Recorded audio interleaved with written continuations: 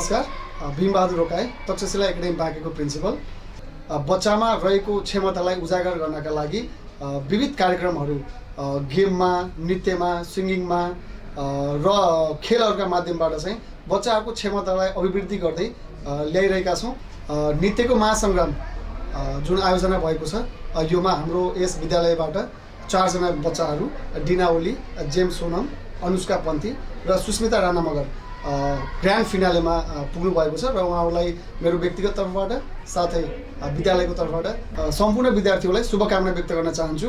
यस विद्यालयको उद्देश्य पनि बच्चामा रहेको अन्तर्निहित क्षमतालाई उजागर गर्नका लागि हामीले पनि हरदम प्रयास गरेका छौँ। सो मार्फत यो टिम पनि नृत्यको महासङ्ग्राम लिएर आउनु भएको छ। उहाँलाई पनि धेरै धेरै बधाई दिन चाहन्छु। धन्यवाद। नमस्ते, म बिर्खबहादुर केसी। मेरी नातिनी डिना ओली यो को पहिलेदेखि डान्समा अलिकति रुचि राख्ने।